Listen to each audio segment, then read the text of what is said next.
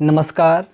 मैं अपने YouTube channel UP academy classes में आपका बहुत बहुत स्वागत करता हूं। दोस्तों, आज इस वीडियो में हम लोग गोली दर्पण के अवतल दर्पण एवं उत्तल दर्पण द्वारा बने प्रतिबिंब के बारे में डिस्कशन करेंगे। दोस्तों, मेरा आपसे एक रिक्वेस्ट है कि यदि आप प्रकाश के परावर्तन रिफ्लेक्शन ऑफ लाइट के पिछले वीडियो को आप नहीं देखे हैं तो आप मेरे YouTube channel UP academy classes को सब्सक्राइब करिए और उसमें जाके प्लेलिस्ट में सभी वीडियो को रिफ्लेक्शन ऑफ लाइट को एक क्रम से सीक्वेंस में अपलोड किया गया है। पहले आप उसको देखिए, उसके बाद आप इस वाले वीडियो को देखिएगा। यह वीडियो आपको बहुत अच्छी तरह तब समझ में आएगी। तो दोस्तों, आज चलते हैं हम जो आज का हमारा टॉपिक है क्लास 10th भौतिक विज्ञान यानी कि फिजिक्स रिफ्लेक्शन ऑफ लाइट। ठीक है, इसमें आज हमको जो पढ़ना है अवतल दर्पण द्वारा बने प्रतिबिंब की स्थिति और प्रकृति। ठीक है दोस्तों, आज हम कॉनकेव मिरर जो होता है उससे जो प्रतिबिंब बनते हैं वो प्रतिबिंब कैसे बनते हैं और उनकी स्थिति क्या होती है और जो प्रतिबिंब बनेगा उसका आकार कैसा होगा और वो वास्तविक प्रतिबिंब होगा या आभासी प्रतिबिंब होगा या सीधा होगा या उल्टा होगा, इन सब के बारे में इस वीडियो में हम लोग डिस्कशन करेंगे। तो दोस्तों, हमने पिछले वीडियो में बताया था आपको कि जो अवतल दर्पण होता है उनमें 6 यानी 6 स्थितियाँ होती है। अभी हम आपको बताएंगे कैसे 6 स्थितियाँ होती है और उत्तल दर्पण जो होता है उनमें 2 स्थितियाँ होती है। ठीक है, यानी कि अवतल दर्पण में 6 प्रतिबिंब बनते हैं अलग अलग स्थान पे वस्तु को रखने पे, और उत्तल दर्पण में 2 प्रतिबिंब बनते हैं। तो चलते हैं, पहला हम देखते हैं अवतल दर्पण के बारे में।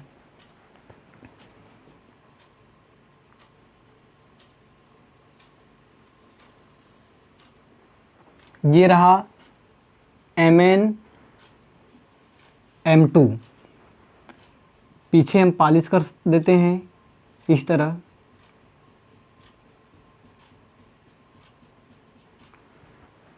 और इसके मध्य बिंदु में जो मध्य भाग होता है, दर्पण के मध्य भाग को हम क्या बोलते हैं? ध्रुव यानी कि P। ठीक है, ये रहा आपका अवतल दर्पण। ठीक है, और इसके ठीक बीच में यहाँ पे इसका हम मान लेते हैं सेंटर है यानी कि C।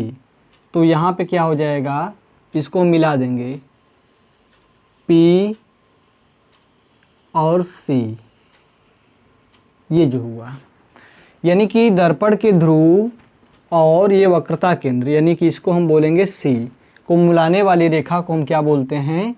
मुख्य अक्ष कहते हैं, मुख्य अक्ष।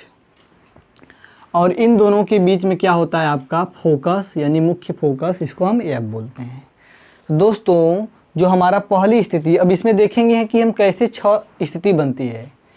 तो गोली दर्पण में जो अवतल दर्पण है या उत्तल दर्पण है उनमें वस्तु को अलग अलग हम कितने स्थिति में रखते हैं। तो देखिए, पहला स्थिति ये बनती है कि वस्तु को हम मुख्य अक्ष से बाहर यानी कि अनंत पे रख सकते हैं। दूसरी स्थिति ये होती है कि वस्तु को अनंत और C यानी वक्रता केंद्र के बीच यानी यहाँ पे रख सकते हैं। तीसरी स्थिति बनती है कि दर्पण में वस्तु को हम वक्रता केंद्र यानी कि C पर ही रख सकते हैं। और जो फोर्थ स्थिति होती है C और F यानी इसके बीच में, यहाँ पे हम वस्तु को रखते हैं। और जो पांचवी स्थिति होती है जिसमें हम वस्तु को F पे यानी मुख्य फोकस पे रखते हैं। और जो लास्ट स्थिति यानी कि छठा स्थिति होता है उसमें दर्पण के ध्रुव और मुख्य फोकस के बीच यानी यहाँ पे वस्तु रखी जाती है।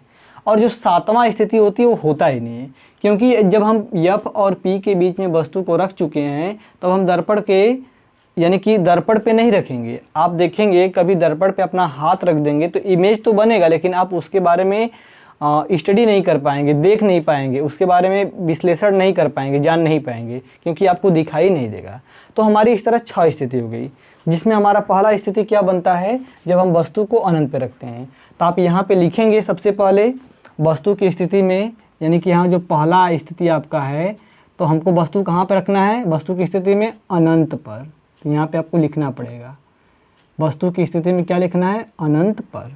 ठीक है, तो हम देखते हैं वस्तु को अनंत पे रखते हैं। पहले मान लेते हैं यहाँ तक मुख्य अक्ष है। ठीक है, अब यहाँ पे हमने कोई वस्तु इस तरह रख दिया, ठीक है, यहाँ पे कोई वस्तु इस तरह हमने रख दिया। इस वस्तु का हम नाम दे देते हैं ए और ये बी। हमने प्रतिबिंब बनने से पहले 3 नियम बताए थे, उन तीनों नियमों को आपको अपने दिमाग में ध्यान से रखना है। देखिए, यहाँ से इस वस्तु से कोई प्रकाश की किरणें इस तरह चलती है। चूँकि ये वस्तु अनंत है, तो अनंत से कोई प्रकाश की किरणें आती है तो बहुत दूर से आती है, तो हम उसको इस तरह दिखा सकते हैं। फिर जैसे जैसे नज़दीक आती है तो ये इस तरह जाती है, ये इस तरह, और दर्पण की परावर्तक सतह यहाँ से टकराती है। दोस्तों, हमने बताया था कि यदि कोई प्रकाश की किरण मुख्य अक्ष के समांतर आपतित होती है तो दर्पण से परावर्तन के बाद वह मुख्य फोकस से ही होकर जाती है अवतल दर्पण में, और उत्तल दर्पण में मुख्य फोकस से आती हुई प्रतीत होती है। तो ये हमारा अवतल दर्पण है। यहाँ हो गया। अब यहाँ से ये किस तरह जाएगी, ये इस तरह, यानी ये मुख्य फोकस से इस तरह सीधा इस तरह चली जाएगी, ठीक है। ये हो गया आपका। अब दूसरा कोई यहाँ से प्रकाश की किरण भी जा सकती है वस्तु से इस तरह, यानी कि ये इस तरह जा रही है सीधा,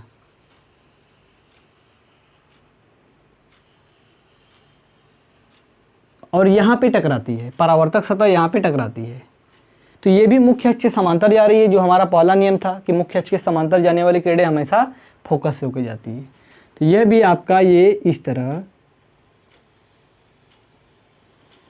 ये सीधा इस तरह चला जाएगा, बना नहीं।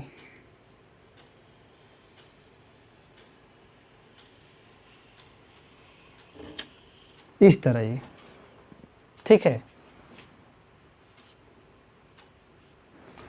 तो दोस्तों, हमने प्रतिबिंब की परिभाषा पढ़ी थी। तो किसी बिंदु वस्तु से या किसी बिंदु स्रोत से चलने वाली प्रकाश की किरणें, ये आपका वस्तु है, बिंदु स्रोत है पहला बिंदु, इससे चलने वाली प्रकाश की किरणें परावर्तन या टकराने के बाद जिस दूसरे बिंदु पे मिलती है, उस दूसरे बिंदु को हम वस्तु का प्रतिबिंब कहते हैं। तो ये दोनों प्रकाश की किरणें यहाँ पे मुख्य फोकस पे मिलती है, तो यहीं पे वस्तु का प्रतिबिंब बन जाएगा। चूँकि यानी कि हम अब प्रतिबिंब की स्थिति में लिख सकते हैं, क्या लिखेंगे, फोकस पर, यानी यहाँ पे लिख लीजिएगा फोकस पर, ठीक है। यानी वस्तु कहाँ पे हम रखे हैं, अनंत पे, यहाँ पे। प्रतिबिंब कहाँ बना हमारा, फोकस पे, इसको लिख दें। अब हम ये देखेंगे कि प्रतिबिंब की प्रकृति और आकार कैसा है, यानी प्रतिबिंब सीधा बना है कि वास्तविक उल्टा बना है, या वास्तविक बना है या आभासी बना है।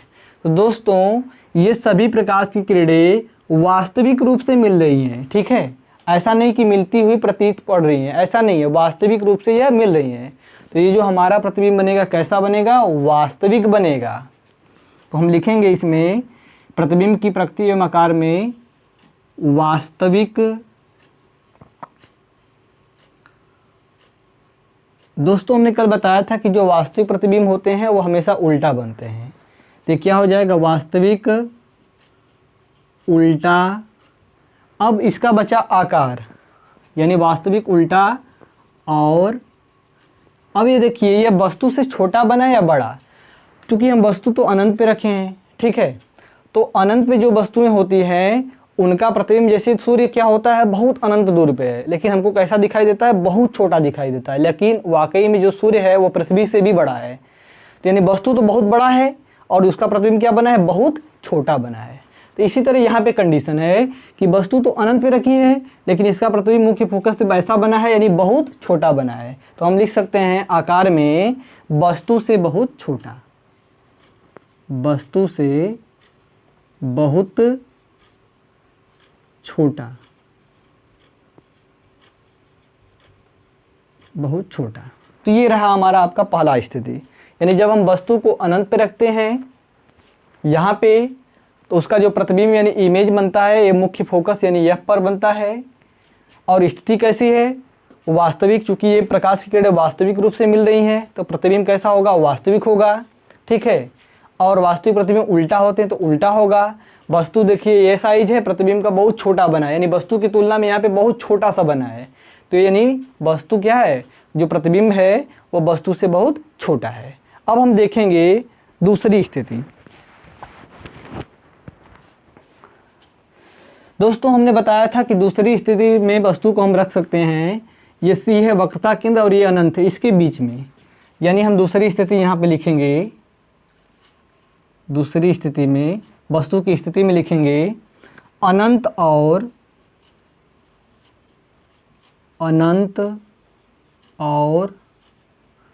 वक्रता केंद्र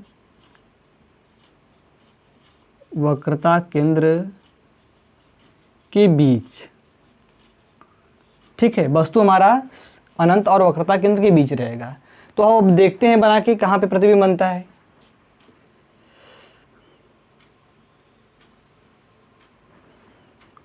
ये M1 हो गया, ये M2 हो गया। यहाँ पे हमने पालिश कर दिया इस तरह, और इसका ये मध्य बिंदु P हो गया यहाँ पे, और यहाँ पे इस तरह हमने बना लिया। इसको मिला देते हैं इस तरह। ठीक है, ये हमारा C है वक्रता केंद्र, और ये हमारा मुख्य फोकस F है। ठीक है, ये आपका मुख्य अक्ष है, मुख्य अक्ष। दूसरी स्थिति में हमको वस्तु रखना अनंत और वक्रता केंद्र के बीच। तो ये आपका C है यानी कि वक्रता केंद्र, और ये अनंत है। तो यहाँ पे हमने वस्तु को मान लीजिए इस तरह रख देते हैं, इस तरह हमने वस्तु को रख दिया।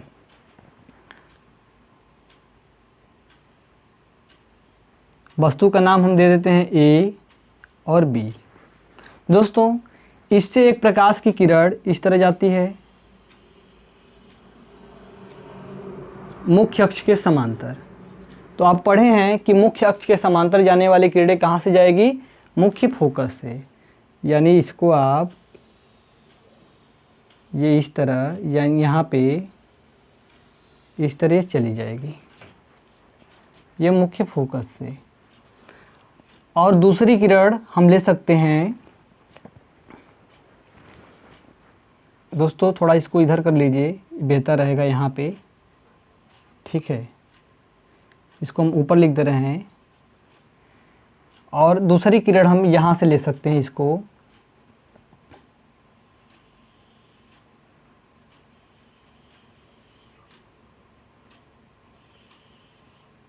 आप बढ़ा भी सकते हैं इस तरह, यहाँ पे टकरा रही है। ठीक है, तो आप पढ़े हैं कि वक्रता केंद्र C से जाने वाली प्रकाश की किरणें, वक्रता केंद्र C से जाने वाली प्रकाश किरणें परावर्तन के बाद उसी मार्ग में वापस लौट जाती है। तो ये इस तरह जा रही है और इस तरह ये वापस लौट जाएगी। अब ये दोनों प्रतिबिंब की प्रकाश की किरणें यहाँ पे मिल रही है, तो वस्तु का प्रतिबिंब यहीं पे एक छोटा सा बन जाएगा। इसको हम लिख सकते हैं B डैश A डैश। यानी हमारा प्रतिबिंब की स्थिति क्या है? वक्रता केंद्र और मुख्य फोकस के बीच। यानी यहाँ पे लिख सकते हैं आप वक्रता केंद्र यानी C एवं F के बीच। प्रतिबिंब की स्थिति में हम लिख सकते हैं वक्रता केंद्र C एवं मुख्य फोकस F के बीच में हमारा प्रतिबिंब बना है। अब कैसा बना है? तो ये देखिए, चूंकि ये सभी प्रकाश किरणें वास्तविक रूप से मिल रही है, तो प्रतिबिंब कैसा बनेगा? वास्तविक।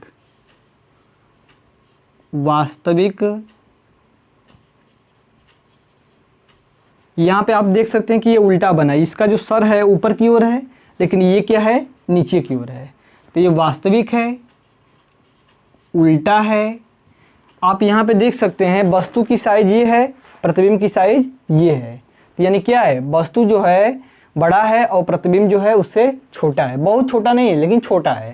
तो हम लिख सकते हैं वास्तविक उल्टा और वस्तु से छोटा।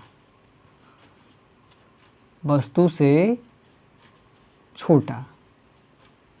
तो ये हमारी दो स्थिति हो गई। पहला स्थिति में हम वस्तु को अनंत पे रखे थे, और दूसरी स्थिति में हम वस्तु को अनंत और वक्रता केंद्र यानी C और अनंत के बीच रखे हैं। पहली स्थिति में हमारा प्रतिबिंब मुख्य फोकस पे बना था, वास्तविक उल्टा और वस्तु से बहुत छोटा। दूसरी स्थिति में हमारा प्रतिबिंब C और F यानी वक्रता केंद्र और मुख्य फोकस के बीच बना था, वास्तविक बना है, उल्टा बना है, वस्तु से छोटा बना है। दोस्तों यहाँ तक आप स्क्रीनशॉट ले लीजिए। अब हम तीसरी स्थिति के बारे में डिस्कशन करेंगे।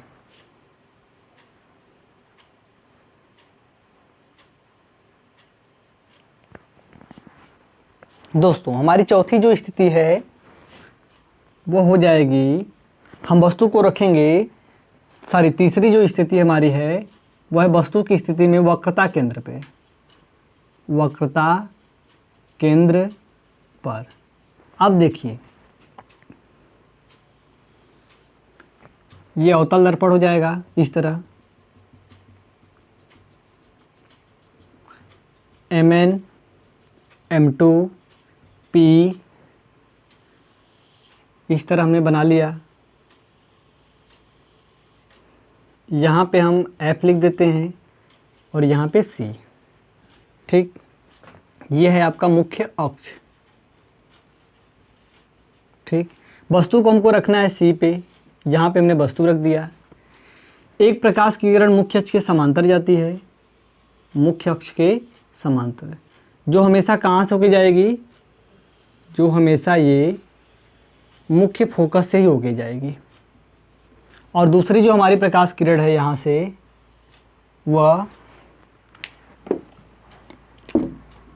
दूसरी जो प्रकाश की किरण है वो मुख्य फोकस होके जाती है। अब ये मुख्य फोकस होके जाने वाली प्रकाश किरणें परावर्तन के बाद क्या है, मुख्य अक्ष के समांतर हो जाती है, ये इस तरह। और ये दोनों यहाँ पे कट रही हैं। ठीक है, यानी ये C हो जाएगा, यानी हमारा प्रतिबिंब यहीं पे इस तरह उल्टा बन जाएगा। इसको हम A B लिख सकते हैं, इसको हम लिख सकते हैं B डैश A डैश। यानी हमारा प्रतिबिंब कहाँ बना है, यानी हम वस्तु वक्रता केंद्र पर रखे हैं तो प्रतिबिंब भी हमारा कहाँ बना है, वक्रता केंद्र पे ही बना है। यानी हम प्रतिबिंब की स्थिति में लिख सकते हैं वक्रता केंद्र पर, वक्रता केंद्र पर। अब कैसा बना है, चूंकि वास्तविक रूप से मिले तो वास्तविक बनेगा, ये उल्टा बना है लेकिन वस्तु के बराबर, तो प्रतिबिंब की स्थिति में लिख देंगे हम वास्तविक उल्टा और वस्तु के बराबर, वस्तु के बराबर। ये हमारी तीसरी स्थिति रही। दोस्तों हमारी चौथी स्थिति देखिए। अब हम वस्तु कहाँ पे रख सकते हैं, यहाँ C हो गया। अब C के बाद हम रखेंगे C और F के बीच, यानी कि वस्तु की स्थिति में लिखेंगे वक्रता केंद्र व मुख्य फोकस, यानी कि फोकस के बीच, देखिए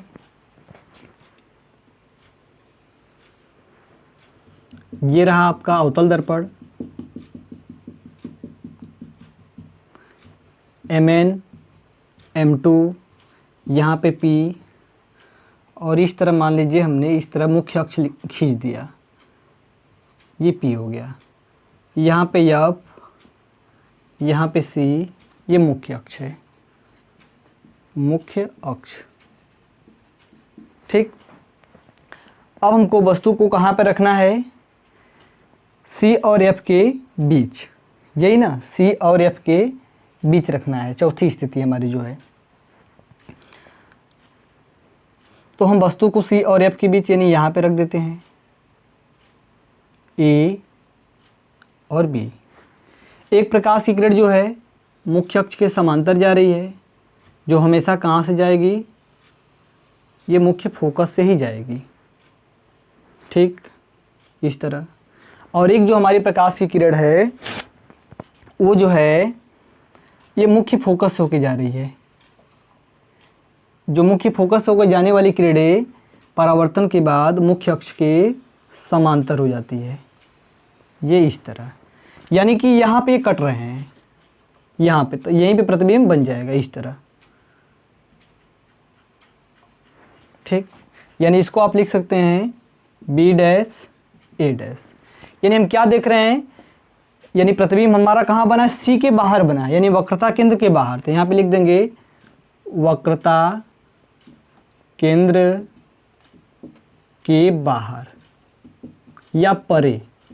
ठीक है, प्रतिबिंब की स्थिति में कहाँ लिखेंगे, जब हम वस्तु को वक्रता केंद्र और मुख्य फोकस के बीच रखते हैं तो हमारा प्रतिबिंब कहाँ बनता है, वक्रता केंद्र के बाहर बनता है। कैसा बनता है, ये देखिए वास्तविक रूप से मिल रही है तो वास्तविक बनेगा, उल्टा बना है लेकिन ये वस्तु से बड़ा बना है, तो लिखेंगे वास्तविक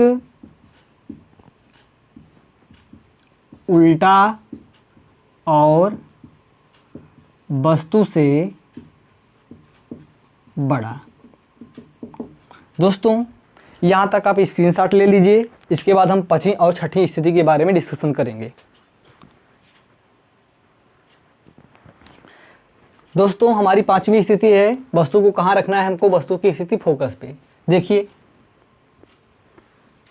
ये अवतल दर्पण है, इस तरह हमने पॉलिश कर लिया, यहाँ पे M1 और M2 हो गया, इस तरह हम बना लिए, यहाँ पे P हो गया, यहाँ पे F हो गया और यहाँ पे C हो गया। ये मुख्य अक्ष है, मुख्य अक्ष। वस्तु को हमको रखना है मुख्य फोकस पे, हमने यहाँ पे वस्तु को रख दिया, A इसको B लिख लीजिए, ठीक है। अब एक प्रकाश की किरण इस तरह जाती है मुख्य अक्ष के समांतर, तो आपको पढ़ाया गया है कि मुख्य अक्ष के समांतर जाने वाली प्रकाश किरणें परावर्तन के बाद कहाँ से जाएगी, मुख्य फोकस से, यानी ये इस तरह मुख्य फोकस से सीधे चली जाएगी। दूसरी जो हमारी प्रकाश किरण है ये इस तरह जाएगी सीधा, यानी कि यहाँ से यानी वक्रता केंद्र। तो आप पढ़े हैं कि वक्रता केंद्र से जाने वाली किरणें, दूसरा नियम में बताया गया था कि वक्रता केंद्र से जाने वाली किरणें परावर्तन के बाद उसी मार्ग में वापस लौट जाती है। तो ये इस तरह जा रही है, इसी तरह लौट जाएगी, यानी इसको हम पीछे इस तरह लिख सकते हैं, बढ़ा सकते हैं, इसको हटा देते हैं हम, इस तरह बढ़ा देते हैं। अब ये कहाँ मिलेगी ये हमें नहीं पता है, ठीक है। तो हम इस स्थिति में क्या लिखेंगे, अनंत, यानी ये जाके कहाँ पे मिलेगी, अनंत पे मिलेगी, यानी हमें नहीं पता है कहाँ मिलेगी, यानी अनंत पे मिलेगी। यानी प्रतिबिंब की स्थिति में हम लिख सकते हैं अनंत पर, अनंत पर, ठीक है। तो ये कैसा बनेगा, चूंकि वास्तविक रूप से मिलेगी तो ये कैसा बनेगा, वास्तविक बनेगा और उल्टा बनेगा और वस्तु से बहुत बड़ा बनेगा, ठीक है। वस्तु से कैसा बनेगा, बहुत बड़ा, यानी वस्तु से बहुत बड़ा। ये हमारी 5वीं स्थिति है। अब हमारी जो 6ठी स्थिति है, जो लास्ट स्थिति बनती है, अब वस्तु को हमने F पे रख चुके हैं, अब हम एक लास्ट स्थिति P और F के बीच में हम वस्तु को रख सकते हैं। तो देखिए यानी वस्तु की स्थिति क्या हो जाएगी, फोकस यानी यहाँ और P एवं ध्रुव के बीच में देखिए। तो वस्तु को रखते हैं हम, ये हमारा है अवतल दर्पण, इस तरह हमने पॉलिश कर दिया, M1 M2 और इस तरह हम बना देते हैं मुख्य अक्ष। यहाँ पे P हो गया, ये F हो गया और ये C हो गया, ये मुख्य अक्ष हो गया। दोस्तों एक कॉमन बात है यहाँ पे कि हमने 5वीं स्थिति में देखा है कि जब वस्तु को हमने मुख्य फोकस यानी कि F पे रखा है तो हमारा प्रतिबिंब अनंत पे बन रहा है। अब बताइए कि जब हम वस्तु को F के आगे रखेंगे तो क्या अनंत के बाद भी कोई ऐसी जगह है जहाँ पे प्रतिबिंब बनेगा, यानी इस साइड हमारा प्रतिबिंब नहीं बनेगा क्योंकि अनंत पे बन चुका है। अब अनंत के बाद कोई ऐसा स्पेस नहीं है कि जहाँ पे हमारा वस्तु दर्पण की ओर बनेगा। तब हमारा प्रतिबिंब कैसा बनेगा, अब हमारा प्रतिबिंब दर्पण के पीछे बनेगा, यानी 6ठी स्थिति में। तो देखिए यानी आप इसको बढ़ा लीजिए, जब पीछे बनेगा तो ये P हो गया। अब हमको वस्तु को रखना है यहाँ पे, ठीक है, A और B। देखिए एक प्रकाश की किरण ये इस तरह जा रही है मुख्य अक्ष के समांतर, तो मुख्य अक्ष के समांतर जाने वाली किरणें हमेशा कहाँ से होके जाएगी, मुख्य फोकस से होके जाएगी इस तरह। दोस्तों ये जो है हमारा वस्तु दर्पण के अत्यंत करीब रखा गया है, इसलिए ये तो मुख्य अक्ष के समांतर गया, लेकिन ये मुख्य फोकस से होकर चला जाता है, लेकिन ये पीछे इस तरह ऐसा मालूम पड़ता है, प्रतीत होता हुआ दिखाई देगा, पीछे की ओर जाता हुआ प्रतीत होगा। ठीक है, दूसरी प्रकाश की किरण जो हमारी है ये यहाँ से जाएगी, ये इस तरह, इसको हमने हटा देते हैं अभी, ये इस तरह जाएगा, यानी कहाँ से, सी से। तो आप पढ़े हैं कि सी से जाने वाली किरणें, यानी वक्रता केंद्र से जाने वाली किरणें उसी मार्ग में वापस लौट जाती है, यानी ये गई यहाँ पे टकराई, लेकिन ये वापस लौट गई। लेकिन ये भी क्या है, दर्पण के अत्यंत करीब होने की वजह से ये भी क्या है, पीछे की ओर मिलती हुई प्रतीत होगी। अब जहाँ पे ये मिलती हुई प्रतीत हो रही है यहाँ है, यानी हमारा प्रतिबिंब यहाँ पे बन जाएगा इस तरह। ठीक है, ये इस तरह, यानी आभासी बना है और वस्तु से बड़ा बना है। हमारा वस्तु यहाँ पे है, इसको हमने ए भी माना है, ये हमारा क्या है, वस्तु है, ये हमारा क्या है, प्रतिबिंब है, प्रतिबिंब। तो प्रतिबिंब की स्थिति में हम लिख सकते हैं दर्पण के पीछे, दर्पण के पीछे। और प्रतिबिंब कैसा बन रहा है, ये देखिए वास्तविक रूप से नहीं मिल रहा है, ये मिलती हुई प्रतीत हो रही है, तो ये कैसा बनेगा, आभासी बनेगा। और देखिए वस्तु भी जिस साइड रखा गया है, ये प्रतिबिंब भी उसी साइड का बना है, इसका भी स्तर ऊपर है, इसका भी स्तर ऊपर है, यानी वास्तविक नहीं, आभासी। और ये उल्टा ना बन के क्या बनेगा, सीधा। और क्या है, वस्तु, देखिए वस्तु की ये साइज है, प्रतिबिंब की ये साइज, यानी वस्तु से, और वस्तु से बड़ा, वस्तु से बड़ा। दोस्तों ये था हमारा अवतल दर्पण की 6 स्थितियाँ, यानी पहला हम अनंत पे रखें, दूसरा अनंत और सी के बीच रखें, तीसरा हम सी पे रखें, चौथा हम सी और एफ के बीच रखें, पांचवा हम एफ पे रखें, और छठा एफ और पी के बीच रखें। जब हम वस्तु को अनंत पे रखते हैं तो हमारा जो प्रतिबिंब है वो मुख्य फोकस पे बनता है। जब अनंत और सी के बीच रखते हैं तो मुख्य फोकस और सी के बीच बनता है। जब हम सी पे रखते हैं तो हमारा प्रतिबिंब सी पे ही बनता है, वस्तु के बराबर वास्तविक और उल्टा बनता है। जब हम सी और एफ के बीच रखते हैं तो हमारा प्रतिबिंब सी के परे बनता है। जब हम वस्तु को एफ पे रखते हैं तो हमारा प्रतिबिंब यानी अनंत पे बनता है। ठीक है, बहुत बड़ा। जब हम वस्तु को लास्ट स्थिति में एफ और पी के बीच रखते हैं तो अनंत के बाद कोई ऐसा स्पेस नहीं है, इसलिए हमारा प्रतिबिंब क्या बनेगा, दर्पण के पीछे। दोस्तों अब हम अवतल दर्पण की बात किसकी बात करेंगे, उत्तल दर्पण द्वारा बने प्रतिबिंब की स्थिति। ठीक है, तो इसको आप यहां तक स्क्रीनशॉट ले लीजिए।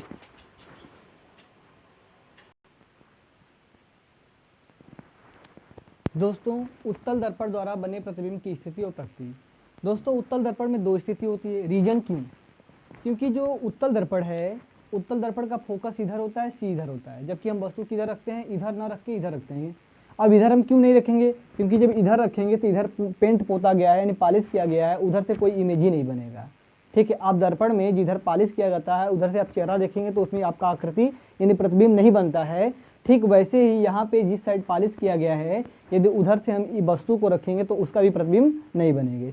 इसलिए जैसे आप दर्पण में जिधर चिकना होता है, जिधर पॉलिश नहीं होता है, उधर से आप चेहरा देखते हैं तो आकृति आपके चेहरे की बनती है, वैसे ही यहाँ पे हम जिधर पॉलिश किया गया है उधर वस्तु रखेंगे तभी इमेज बनेगा।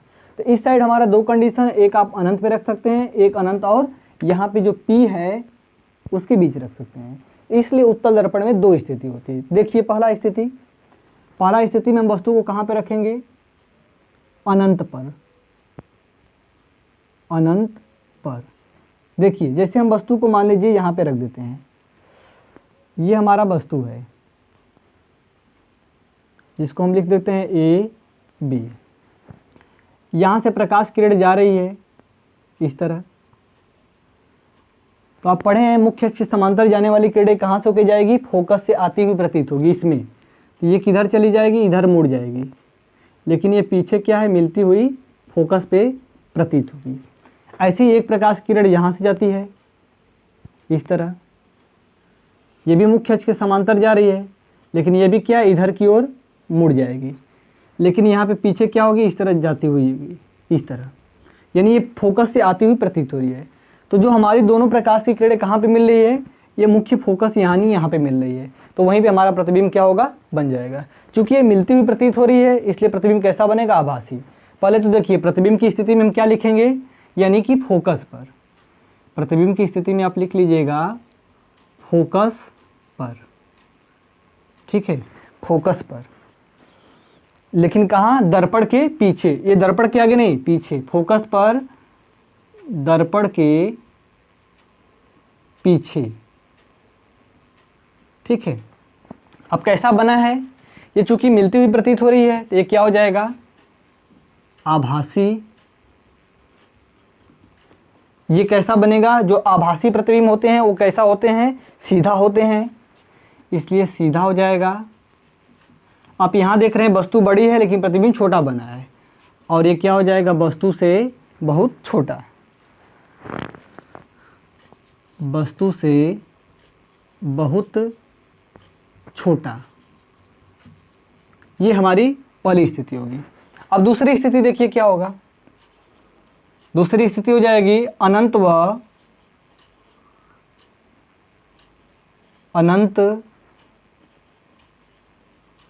एवं पी के, यानी कि ध्रुव के बीच में। तो देखिए ये हमारा हो गया उत्तल दर्पण, यानी इधर हमने पॉलिश कर दिया।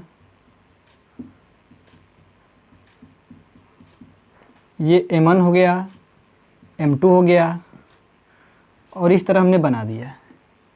यहाँ हमारा F हो गया, और ये C हो गया, और ये P हो गया। वस्तु को मान लीजिए हम यहीं पे रख देते हैं, वस्तु A B। इसमें भी एक प्रकाश की किरण मुख्य अक्ष के समांतर जा रही है, मुख्य अक्ष के समांतर, मुख्य अक्ष के समांतर जा रही है, तो ये इधर की ओर क्या होगी, मुड़ जाएगी, ठीक है। लेकिन ये फोकस से इस तरह जाती हुई प्रतीत होगी। और जो दूसरी प्रकाश की किरण होगी दोस्तों, ये आपका इस तरह, यानी यहाँ से इस तरह, ये C से जाती हुई, यानी ये C से आती हुई प्रतीत होगी। तो आप पढ़े हैं कि वक्रता केंद्र से जाने वाली किरणें परावर्तन के बाद उसी मार्ग में वापस लौट जाती है।